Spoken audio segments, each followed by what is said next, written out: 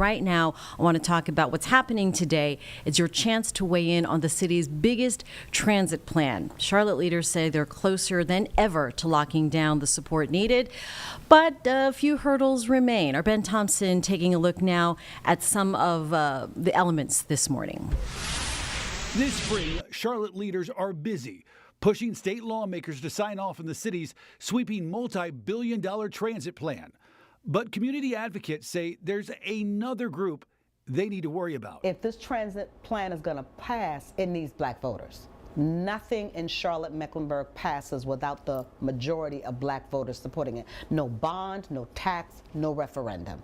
Nada. Colette Forrest runs the Charlotte Black Voter Project, representing nearly 250,000 voters. It sounds like to me that you're saying the black community has almost been an afterthought when it comes to this transit plan. Absolutely. I couldn't say it better myself. Tonight, the group is hosting a transit town hall featuring the mayor, Congresswoman Alma Adams, and others.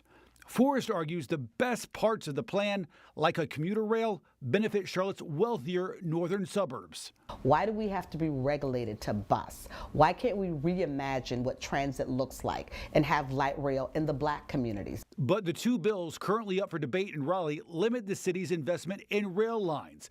In order to get Republican support in the General Assembly, Charlotte's plan must also focus on roads and more bus service. It will represent significant new investment and enhancements to the region's transit system. Once the state signs off, only then voters will get to say on a half-cent sales tax put on the November ballot. But a key voting bloc could be in limbo. We're tired of being an afterthought. Joining us here now live in the Impact Studio. And Ben, a big discussion here. Yep. It is a little, not confusing, but there are a lot of elements and absolutely. layers By here, all right? counts. Yep. Obviously, Colette advocating for more access to black communities. And, Yep. where do things stand today? Yep. Well, the thing is, people need to know there's this town hall tonight. That's why we did the story today, so they know about it. But this is sort of an evolving story, and so many different stakeholders involved in something like this. As it currently stands right now, there are two bills up at the General Assembly in Raleigh that have put forth the transit plan. It's Charlotte's transit plan, but per state law, we need to have state lawmakers sign off on it. So that's why it is where it is right now. Now, if they approve of it, then it goes to voters in November on a referendum for a half-cent sales tax. And Colette, in my piece, is talking about if this goes to voters right now, there's a lot of folks in the black community that need convincing because disproportionately black and brown communities are more likely to use public transit. And she says, as of right now, she doesn't think that enough of the projects are going to benefit those same communities. And you're talking about either plan up in Raleigh right now prioritizes the red line. It's been talked about for 20 years. The red line is mainly focused on the northern, wealthier, wider suburbs of Mecklenburg County. You're talking about Cornelius, Davidson, things like that. Mm-hmm.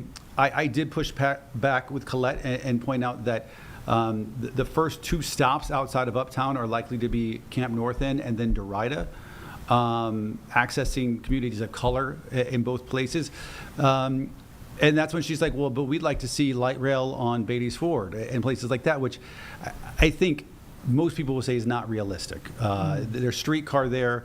And as I mentioned in the piece, state lawmakers have already capped and said, hey, there can only be so many rail lines. We need to, in order to get our buy-in, Republicans in Raleigh, there needs to be a lot more focus on buses and roads and other things, not just all rail all the time. So even if city leaders agreed with Colette and said, yes, let's do light rail everywhere, they're not going to be able to. For one, it's prohibitively expensive.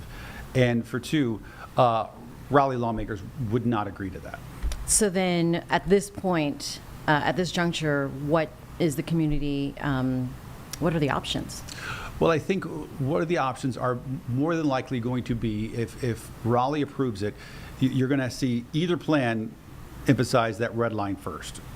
No There's matter no what. doubt. Okay. There's no doubt, because those people were promised this 20 years ago. Right. So, I mean, So that is happening if it yeah, moves forward. that will happen. Then it becomes an issue of, does the silver line happen? And that's the one that goes, west to east. And if it does that go from uptown to Matthews, or does it go from uptown to the airport?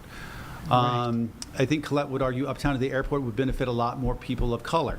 But there's real questions about whether or not either one of those are going to happen. It looks like in either plan, streetcar expansion would go forward. Right now it stops at Johnson C. Smith on the west end, and then stops, I think, around Central Avenue in the east. And it would go further than that. I think both plans would incorporate that. Streetcar is not as exciting technically as light rail. It's a different technology. It's a different thing. It doesn't move as fast. Sure.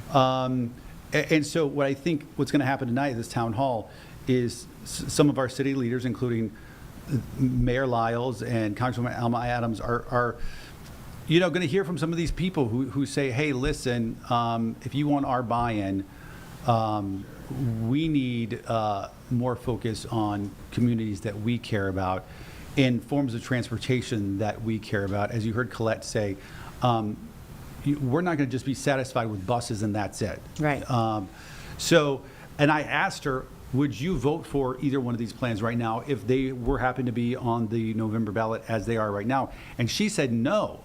And Colette is a well-sourced, well-connected community advocate that while I'm sure she would never say she speaks for the black community, certainly knows a lot of folks and understands the sentiment of a lot of the folks out there.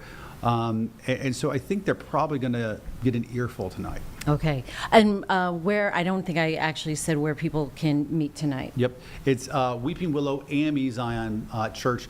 That's over in East Charlotte on Milton Road. And that's at 6:30? 6 o'clock. 6 o'clock tonight.